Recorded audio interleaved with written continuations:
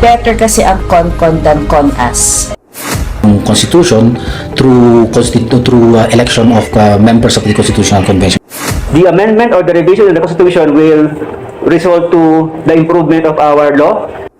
Experts, supposedly, who would think of amendments in the Constitution would come up with important provisions in the Constitution. Unlike pag Constitutional Convention kasi kailangan mo mag-allocate na naman ng budget para magbumoto tayo ng different people, separate people na magiging members ng Constituent Convention.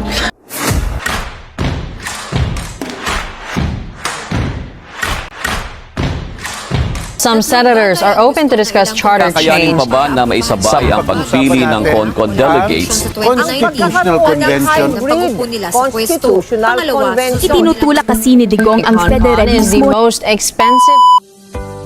What is a constitution? A constitution is a set of rules that guides how a country, state, or other political organization works. These are the importance of a constitution. First is to maintain law and order. Second, it imposes rules and regulations. Third, protects individual freedom and rights. Example of this is the freedom of expression. Fourth, it limits the power of the government. What is the history of the Philippine Constitution? The Philippines has a history of constitutional conventions.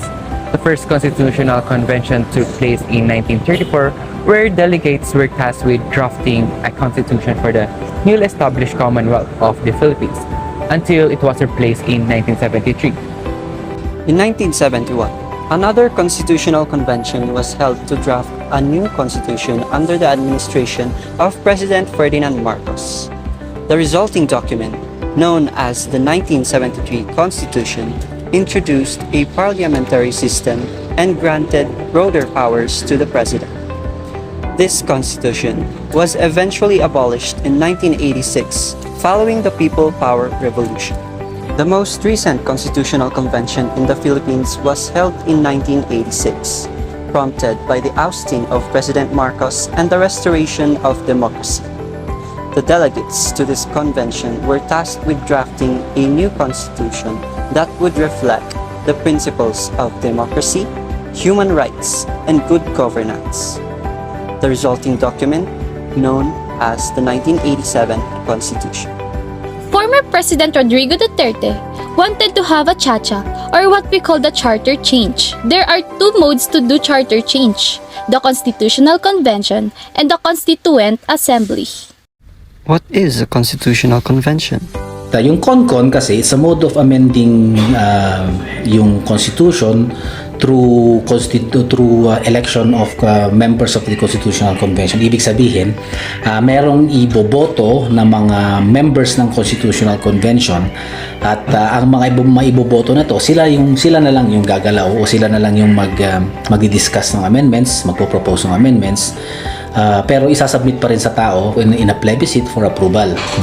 Syempre, when you say CONCON, you have delegates chosen to come up with the Constitution or to amend the Constitution. Okay, so delegates from the different sectors will be chosen.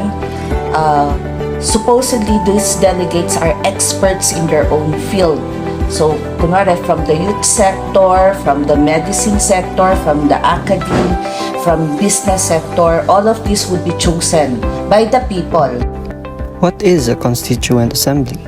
For the assembly naman kasi, it is a mode of amending the provision of the Constitution. Iba kasi ang amendment, iba yung revision. Kapag amendment lang, if only amendment is required, we can resort to assembly. So yun lang, we have the congressmen who will be representing the people and the senators, but they have to vote separately dun sa provision ng ating Constitution. They have to vote separately, and then kailangan niya ng plebiscite. Constituent Assembly kasi, ang composition yan is nandyan na sa gobyerno. Elected na senators and elected members of the House of Representatives, nandyan na sila. So, hindi na natin sila kailangang iboto. So, ang gagawin lang nila is magpapas lang yan ng legislation na bubuin nila yung Constituent Assembly, both from Senate and House of Representatives. And then sila na yung gagawa ng function na mag-propose ng amendments. And then, at the same time, ikon din yan. Ipopropose din sa tao in a plebiscite for approval.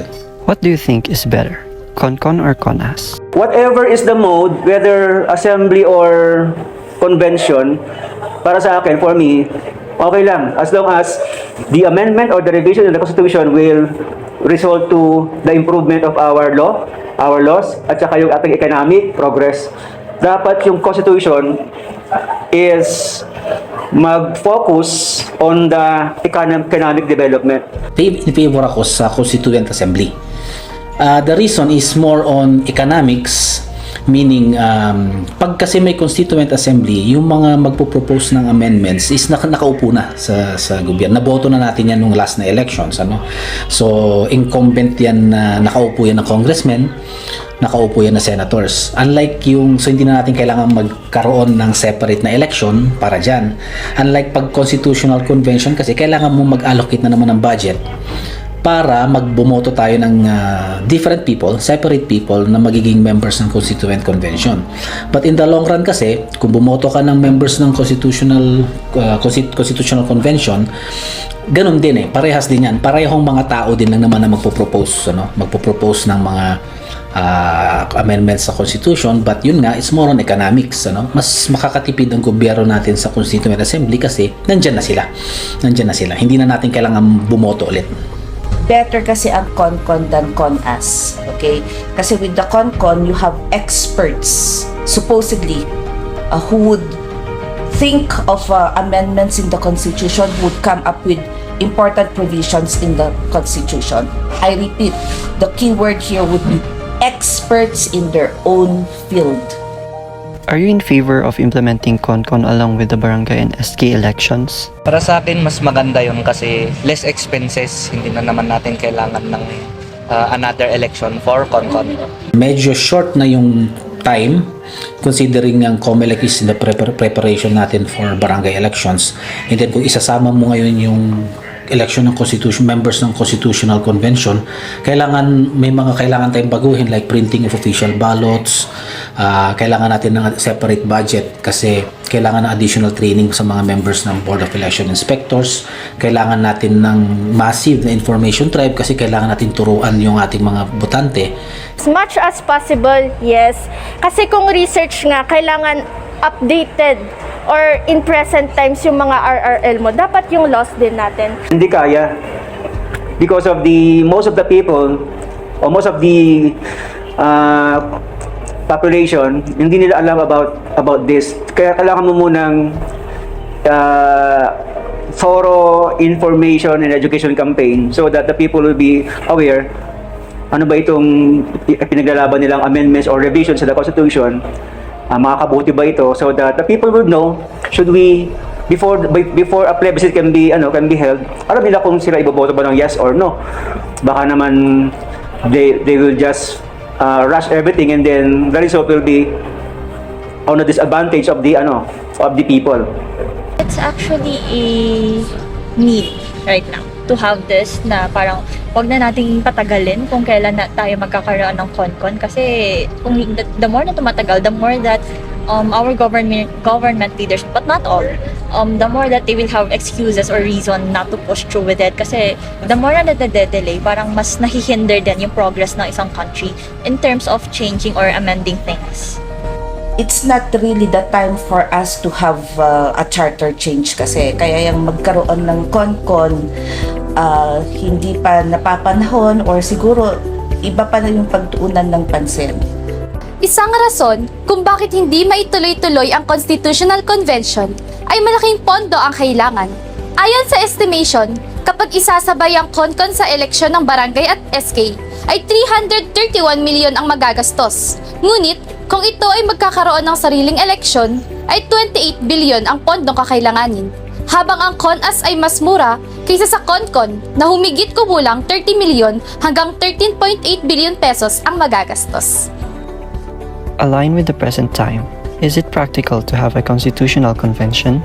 Mas tingin ko nga mas maganda pa yung Constituent Assembly kasi like ang sinabi ko, ang mga binoto natin, ang mga members yan, binoto na natin previously. They are incumbent na congressman, incumbent na senators, and like sinabi ko, mas practical because more on economics nga.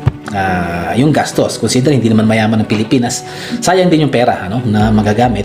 Disadvantage of CONCON is the